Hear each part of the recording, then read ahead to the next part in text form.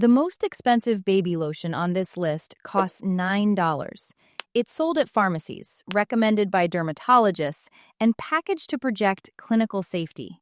The cheapest costs $1.25 at Dollar Tree, designed to look exactly like a premium brand.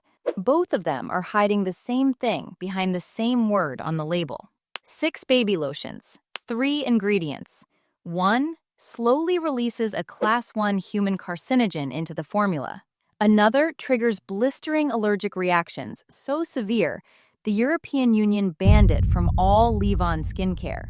The third sits on bottles you already trust, concealed behind a single word that federal law protects as a trade secret. Every product gets named. Every one gets a verdict. And if your baby's lotion shows up on this list, the exact replacements, including a $4 option at Target, are waiting at the end. Every product on this list is legal to sell in the United States. Legal does not mean low risk.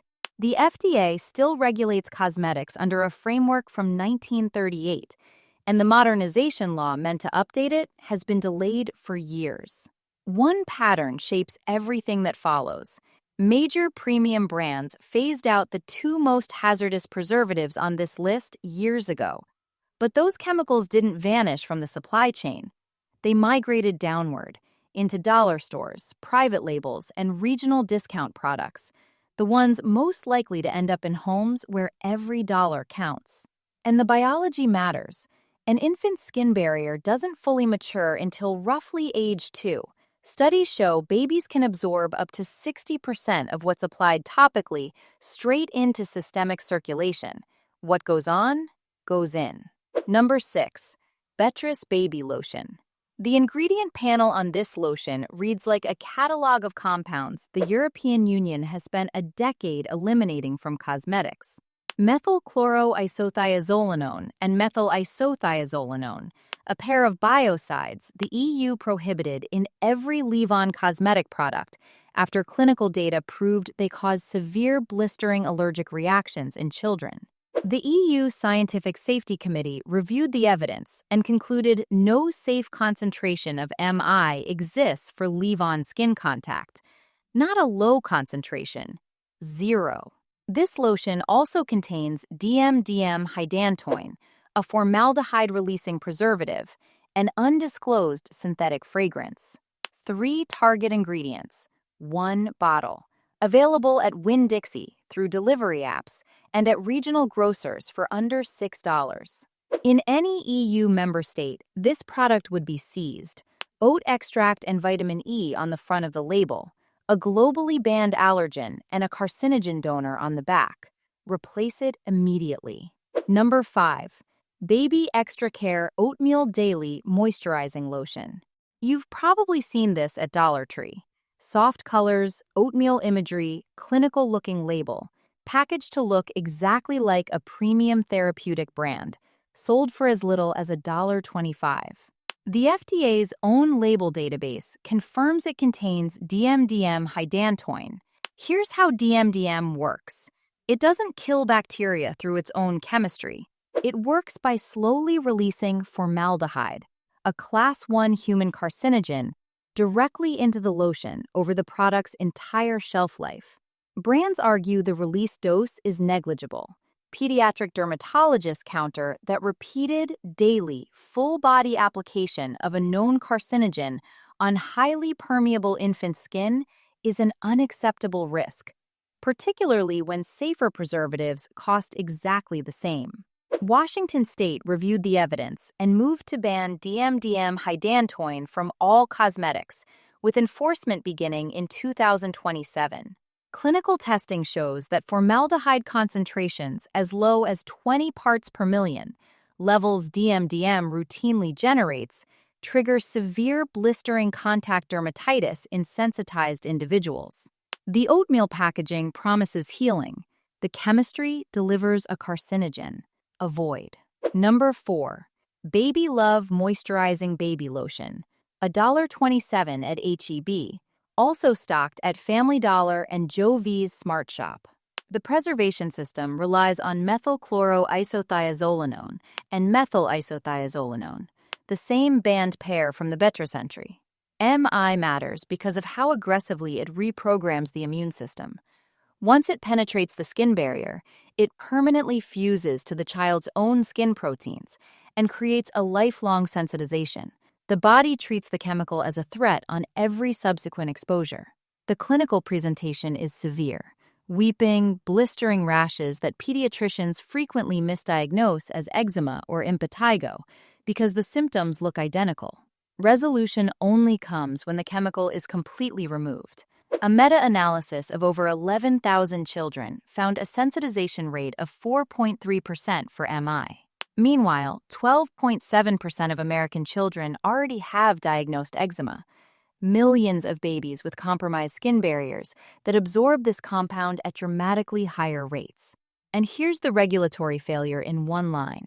MI sensitization rates are declining in Europe because the ban is working, while they continue to climb in North America, where the chemical remains completely unregulated. Applying this lotion to a rash or dry patch doesn't soothe it. It drives a potent sensitizer directly into broken skin. Avoid. The first three products failed because of named preservatives, chemicals banned or being banned across Europe and in parts of the United States. The next three skip those compounds entirely. Their problem is different and harder to detect on a label. Number 3. Up and Up Nighttime Baby Lotion. Target's Up and Up Nighttime Baby Lotion contains no MI, no DMDM. What it does contain is the single word fragrance. Under current FDA rules, fragrance is a legally protected trade secret. That one word can conceal dozens of distinct synthetic chemicals, including phthalates, which are established endocrine disruptors linked to neurodevelopmental and reproductive harm in children. A federal law called the Modernization of Cosmetics Regulation Act was supposed to force brands to disclose fragrance allergens by 2024.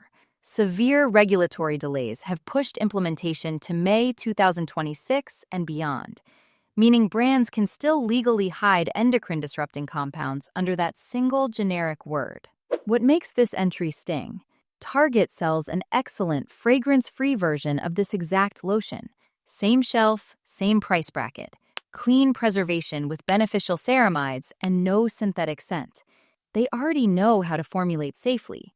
They choose the scented version for the nighttime line because lavender drives sales. That calming bedtime scent is an undisclosed chemical blend absorbing through your baby's skin every night, and you have no way to verify what's in it. Caution. Number 2. Cetaphil Baby Daily Lotion. Verdict: caution. And this one is frustrating precisely because the base formula is strong. Cetaphil Baby Daily Lotion is built on sweet almond oil, sunflower seed oil, and panthenol. These are biologically appropriate emollients that genuinely repair an infant's skin barrier. The lipid science is sound.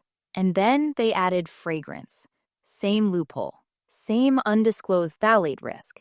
Same endocrine concerns documented in the 2025 Frontiers in Toxicology review. Cetaphil charges up to $9 for this bottle. It sits in the pharmacy aisle, not the clearance bin. The clinical packaging projects authority. Dermatologist recommended is printed across the front. But that phrase is not a regulated term. It carries no legal weight regarding chronic chemical safety. And the fragrance loophole Cetaphil relies on is structurally identical to the one used by brands costing a fifth of the price. Direct competitors have proved this compromise isn't necessary. Pipette delivers comparable hydration using plant-derived squalane with full ingredient disclosure, EWG verification, and no synthetic fragrance at a similar price.